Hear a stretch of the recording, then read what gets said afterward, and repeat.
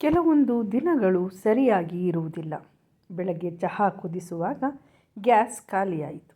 ಹೊಸ cylinder fix ಮಾಡಿ cooker ಇಟ್ಟು ಇಡ್ಲಿ ಮಾಡಿ ಸ್ನಾನಕ್ಕೆ ಹೊರಡಬೇಕಾದರೆ ಅಮ್ಮನ ಫೋನ್ ಬಂತು. ಬೆಳಗಿನ ಪ್ರತಿ ಕ್ಷಣವೂ ಬೆಲೆ ಬಾಳುವಂಥದ್ದು. ಒಂದು ನಿಮಿಷ ಆಚೀಚೆಯಾದರೂ ಆಸ್ಪತ್ರೆಗೆ ಹೊರಡಲು ತಡವಾಗಿ ಬಿಡುತ್ತದೆ. ಸಾಲದ್ದಕ್ಕೆ ಮಗಳಿಗೆ ಜ್ವರ. ಇವತ್ತು ಸ್ಕೂಲಿಗೆ ಹೋಗುವುದಿಲ್ಲ ಎಂದು ಹಾಲು ಮೆಡಿಸಿನ್ ತೆಗೆದಿಟ್ಟು ಬಿಸಿ ನೀರು ತುಂಬಿ ಆಸ್ಪತ್ರೆಗೆ ಬಂದರೆ ಮೀರಾ ಹೇಳಿದಳು, ಇವತ್ತು ಆಶಾ ಕೆಲಸಕ್ಕೆ ಬರುವುದಿಲ್ಲ ಎಂದು. ಸೋಮವಾರ ಯಾರಾದರೂ ರಜೆ ಮಾಡಿದರೆ ತುಂಬ ಕಷ್ಟವಾಗುತ್ತದೆ. ವಾರದ ಮೊದಲ ದಿನ ರೋಗಿಗಳ ಸಂಖ್ಯೆ ಹೆಚ್ಚು. ಅಷ್ಟು ಹೊತ್ತಿಗೆ ಆಶಾಳದ್ದೇ ಫೋನ್ ಬಂತು. ಮಗಳಿಗೆ ಅಪೆಂಡಿಕ್ಸ್ ಆಪರೇಷನ್ ಇದೆ, 4 ದಿನ ಬರಲಾಗುವುದಿಲ್ಲ ಎಂದಳು. ಮನೆಯಲ್ಲಿ ಅತ್ತೆ ಇದ್ದಾರೆ. ಗಂಡನಿಗೆ ಖಾಸಗಿ ಕಂಪನಿಯಲ್ಲಿ ಕೆಲಸ. ಮನೆಯಲ್ಲಿ ಯಾರಿಗಾದರೂ ಹುಷಾರಿಲ್ಲ ಎಂದರೆ ರಜೆ ಹಾಕುವುದು ಇವಳೇ. ಕೊನೆಗೆ ಮೆಸ್ಕಾಂ ಬಿಲ್ ಕಟ್ಟಲು ಕೂಡ ರಜೆ. ಅತ್ತೆಗೆ ಆಸ್ಪತ್ರೆಯಲ್ಲಿ ಮಲಗಿದ್ದಾರಾದರೆ ಗಂಡನಿಗೆ 2 ದಿನ ರಜೆ ಮಾಡಲಾಗದೆ ಇವಳು ನೋಡುತ್ತಾ ಬಂದಿದ್ದಾಳಲ್ಲ. ತನ್ನದೇ ಬಾಲ್ಯದಲ್ಲಿ ಅಪ್ಪ ಅಮ್ಮ ಇಬ್ಬರೂ ಒಂದೇ ಕಡೆ ಕೆಲಸ ಮಾಡುತ್ತಿದ್ದಾಗ ಮಕ್ಕಳಿಗೆ ಹುಷಾರಿಲ್ಲ ಎಂದರೆ ಅಮ್ಮನೇ ರಜೆ ಹಾಕುತ್ತಿದ್ದದ್ದು. ಅಪ್ಪನ ಕಡೆಯಿಂದ ನೆಂಟರು ಬಂದರೂ ಅಮ್ಮನ ರಜೆ ಅರ್ಜಿ ಬರೆದು ಕೊಟ್ಟರೆ ಅಪ್ಪ ಟಿಫಿನ್ ಹಿಡಿದುಕೊಂಡು ಸ್ಕೂಟರ್ ಸ್ಟಾರ್ಟ್ ಮಾಡಿ ಹೋಗಿಯೇ ಬಿಡುತ್ತಿದ್ದರು. ಸಂಜೆಗೆ ಎಲ್ಲರಲ್ಲೂ ಬೀಚಿಗೆ ಕರೆದುಕೊಂಡು ಹೋಗಲು ಅಪ್ಪ. ಅಮ್ಮ ಮನೆಯಲ್ಲಿ ರಾತ್ರಿಯ ಅಡುಗೆ ಮಾಡಬೇಕಲ್ಲ. ಯಾಕೆ ಹೀಗೆ? ಇಂದು ಕೂಡ ಅವಳದೇ ಮನೆಯಲ್ಲೂ ಮಕ್ಕಳಿಗೆ ಹುಷಾರಿಲ್ಲ ಅಂದರೆ ಅವಳ ಗಂಡ ಯಾವತ್ತಾದರೂ ಮನೆಯಲ್ಲಿ ಇದ್ದದ್ದು ಇದೆಯಾ? ನೀನಿಲ್ಲದಿದ್ದರೆ ಬೇರೆ ಡಾಕ್ಟರ್ ಹತ್ತಿರ ಹೋಗುತ್ತಾರೆ ಅಂತ ಸಸಾರ ಮಾಡುತ್ತಾನೆ. ಇವಳ ವೈದ್ಯಕೀಯ ಸೇವೆಗೆ ಬೆಲೆ ಇಲ್ಲ.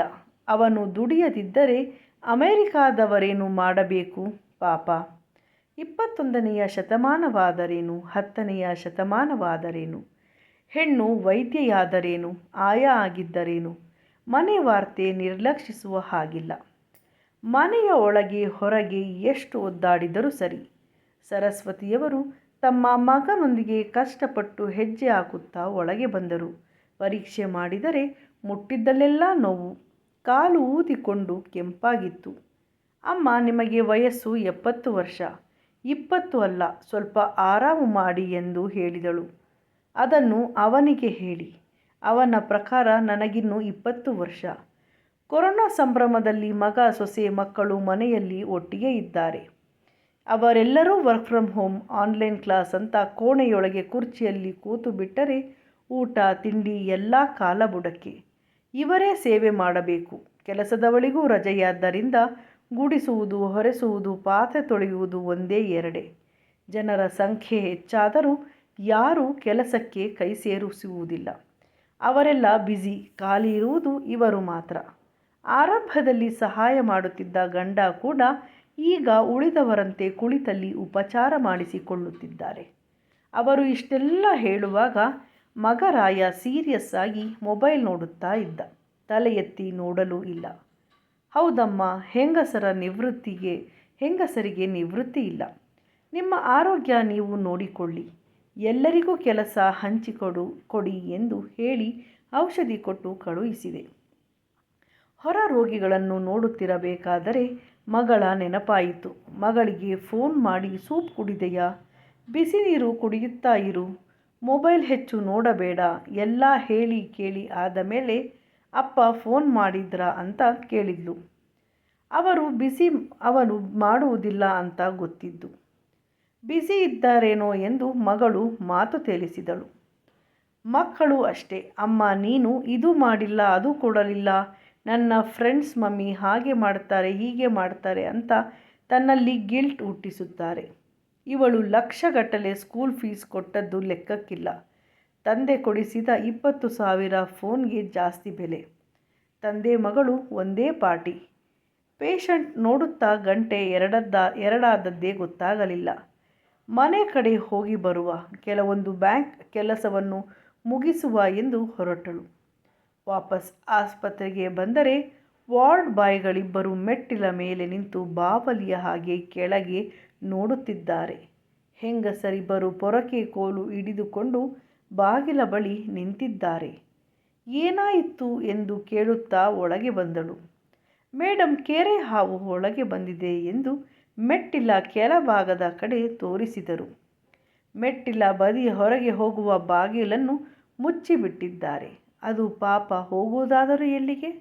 ಆ ಹಿಂದಿನ ಬಾಗಿಲು ತೆಗೆದಿಡಿ. ಕೆಳಗಿನ ಕೋಣೆಗಳ ಬಾಗಿಲು ಮುಚ್ಚಿಯೇ ಇರಲಿಲ್ಲ. ಹಾವು ಹಾವು ಅಂತ ಕಿರುಚಿ ಸುಮ್ಮನೆ ಭಯದ ವಾತಾವರಣ ಕಲ್ಪಿಸಬೇಡಿ.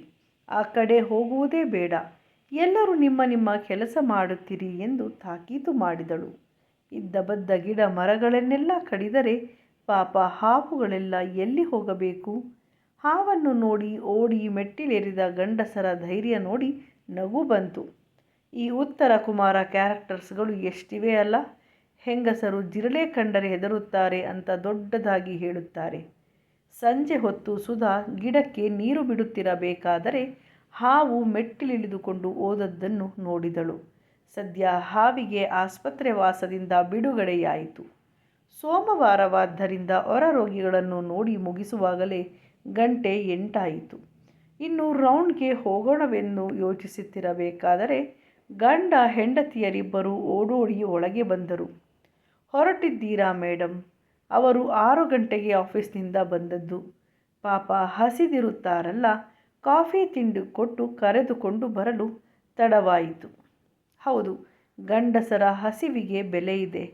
ತಾನಿಲ್ಲಿ ಬೆಳಗಿನಿಂದ ದುಡಿದು ಮನೆಗೆ ಹೋದರೂ ಹೊರಗೆ ದುಡಿದು ಬರುತ್ತಿ ಕಾಫಿ ಕುಡಿ ಅಂತ ಹೇಳುವವರಿಲ್ಲ.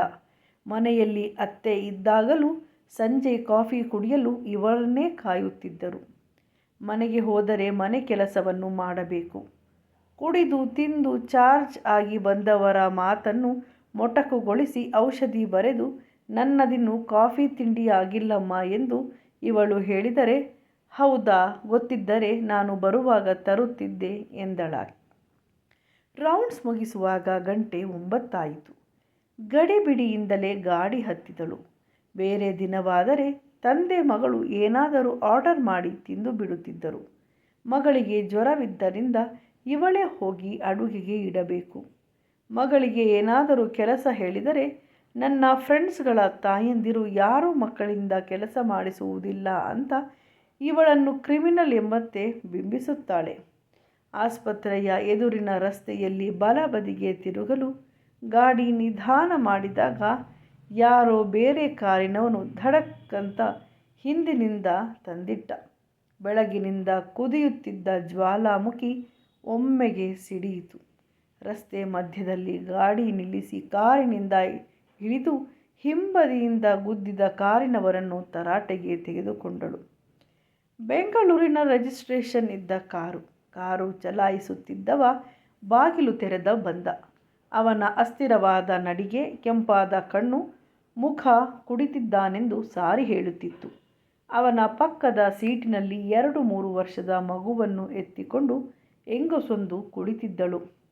ಹೆಂಗಸರು ಮಗುವನ್ನು ಪಕ್ಕದಲ್ಲಿಟ್ಟುಕೊಂಡು ಕುಡಿದು ಕಾರು ಬಿಡುತ್ತಿದ್ದೀರಾ?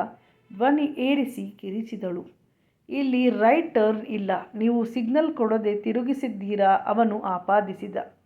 ಇಲ್ಲಿ ರೈಟ್ ಟರ್ನ್ ಇಲ್ಲ ಅಂತ ಯಾರು ಹೇಳಿದ್ದು?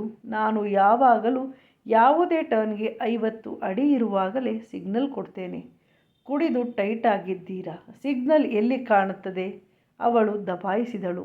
ನಿಜವೆಂದರೆ ಆ ಗಾಡಿ ಅವಳ ಗಾಡಿಗೆ ಹೊಡೆದೇ ಇರಲಿಲ್ಲ, ಮೀಡಿಯನ್ಗೆ ಹೊಡೆದು ನಿಂತಿತ್ತು. ಅವಳಂತೂ ಎಲ್ಲ ಗಂಡಸರೊಂದಿಗೆ ಯುದ್ಧ ಮಾಡುವ ಮೂಡ್ನಲ್ಲಿದ್ದಳು. ಅಷ್ಟರಲ್ಲಿ ಹಿಂದಿನ ಸೀಟಿನಿಂದೊಬ್ಬ ಇಳಿದು ಬಂದು ಸಾರಿ ಮೇಡಮ್ ಹೇಳಿ ಕುಡುಕನನ್ನು ದೂಡಿಕೊಂಡೇ ಕರೆದುಕೊಂಡು ಹೋದ. ಅವಳು ಕಾರನ್ನು ಹೊರಡಿಸಿದಳು. ಗಂಜಿ ಬೇಯಲು ಇಟ್ಟು ದೋಸೆ ಹೊಯ್ಯುತ್ತಾ ಮರುದಿನಕ್ಕೆ ತರಕಾರಿ ಕತ್ತರಿಸುತ್ತಿರಬೇಕಾದರೆ ಡಾಕ್ಟರ್ ಚೇತನ್ ಫೋನ್ ಬಂತು. ಅವನು ಅವಳ ಜೂನಿಯರ್, ಹೊಸದಾಗಿ ಕ್ಲಿನಿಕ್ ಆರಂಭಿಸಿದ್ದಾನೆ. ಏನಾದರೂ ಜಟಿಲವಾದ ಕೇಸ್ ಇದ್ದರೆ ಇವಳ ಹತ್ತಿರ ಸಲಹೆ ಕೇಳುತ್ತಾನೆ. ಇಯರ್ಫೋನ್ಸ್ ಕಿವಿಗೆ ಇರಿಸಿ ಚೇತನ್, ದೋಸೆ ಹುಯ್ಯುತ್ತಾ ಮಾತನಾಡುತ್ತೇನೆ, ಡೋಂಟ್ ಮೈಂಡ್. ಒಂದು ಸಲಕ್ಕೆ 2-3 ಕೆಲಸ ಮಾಡದಿದ್ದರೆ ನನ್ನ ಕೆಲಸ ಮುಗಿಯುವುದಿಲ್ಲ ನಕ್ಕಳು. ಪರವಾಗಿಲ್ಲ ಮೇಡಮ್, ಹೆಂಗಸರಿಗೆ ಮಾತ್ರ ಮಲ್ಟಿ ಟಾಸ್ಕ್ ಮಾಡಲಿಕ್ಕಾಗುವುದು. ಯು ಕ್ಯಾರಿ ಆನ್ ಅಂತ ಚೇತನೆ ಹೇಳಿದಾಗ, ಅಬ್ಬಾ, ಜಗತ್ತಿನ ಒಬ್ಬ ಗಂಡಸಿಗಾದರೂ ಹೆಣ್ಣಿನ ನಿಜವಾದ ಸಾಮರ್ಥ್ಯದ ಅರಿವಿದೆಯಲ್ಲ ಎಂದು ಮನ ಪ್ರಫುಲ್ಲವಾಯಿತು. ಸ್ನೇಹಿತರೆ, ದಯವಿಟ್ಟು ನಮ್ಮ ಚಾನಲ್ ಸಬ್ಸ್ಕ್ರೈಬ್ ಮಾಡಿ ಹಾಗೂ ಹೊಸ ಹೊಸ ಕಥೆಗಳನ್ನು ಕೇಳಿ ತಿಳಿದುಕೊಳ್ಳಿ. ಶ್ರೀಕೃಷ್ಣಾರ್ಪಣ.